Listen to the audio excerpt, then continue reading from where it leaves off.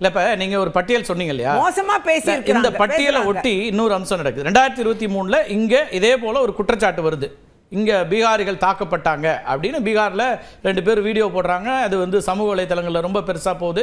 அப்போது நிதிஷ்குமார் முதலமைச்சர் அவர் இங்கே ஒரு படையை அனுப்புகிறாரு, விசாரிக்கிறாரு. அந்த விசாரித்து அறிக்கை அங்கே சட்டமன்றத்தில் தாக்கல் செய்யப்பட்டுச்சு. எந்த தாக்குதலும் நடத்தப்படலை, நல்லபடியாக இருக்காங்கன்னு.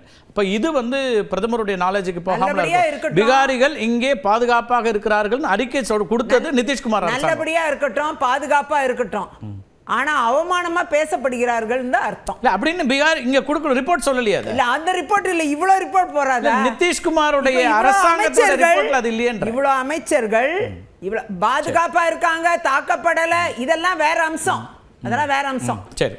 ஆனா இவ்வளவு மோசமா அவங்கள பத்தின கருத்து கோமூத்திர மாநிலங்கள், வட மாநிலங்கள், பீகார் போன்ற மாநிலங்கள்லாம் கோமூத்திர மாநிலங்கள், அது மாதிரி அவமானமானது, ஹிந்தி பேசுபவர்கள் மோசமானவர்கள், கலாச்சாரமற்றவர்கள் என்றெல்லாம் இப்படிப்பட்ட வார்த்தைகளை யார் சொல்றா? அந்த அவமானமா நடத்துற விஷயத்தை தான் பிரதமர் அவர்கள் குறிப்பிட்டு சொல்லியிருக்கிறாரு. பிரதமர் தெளிவான ஆளுநர் கருத்தை மோசமா நடத்துறாங்கன்னு சொல்லியிருக்காரு. நம்ம தமிழ்நாட்டு ஆளுநர் கருத்தை நீங்க எப்படி பாப்பீங்க? வழக்கமா தமிழ்நாட்டு ஆளுநர் சரியா சொல்லுவாரா கருத்துக்களை, இல்ல அவர் தவறா சொல்லுவாரா? அவர் என்ன சொல்றாருன்னா, வடமாநில தொழிலாளர்கள் பீதி அடைய வேண்டாம், தமிழ்நாட்டு மக்கள் மிகவும் நல்லவர்கள், அவர் ரவி வேண்டுகோள். இது அந்த நேரத்தில் அவர் கொடுத்தது.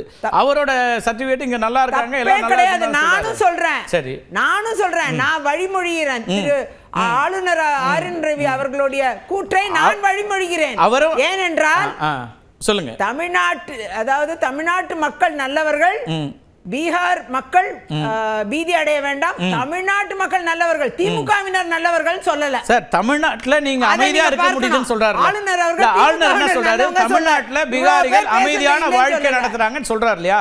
அதோட பொருள் என்ன? அப்ப அமைதியான வாழ்க்கை நடத்துறாங்க, ஆனா அதே நேரம் அவங்களுக்கு உண்டான சௌகரியங்கள் இன்னும் அசௌகரியங்கள் இருக்கத்தான் செய்யுது. இப்பதான் சர்வே எடுக்கிறாங்களாம், அவங்க எல்லாம் எப்படி வாழ்ந்துகிட்டு இருக்காங்க, அவங்களோட சூழ்நிலை என்னன்னு இப்பதான் தமிழ்நாடு அரசு ரொம்ப கரிசனத்தோட சர்வே எடுக்க ஆரம்பிச்சிருக்கு.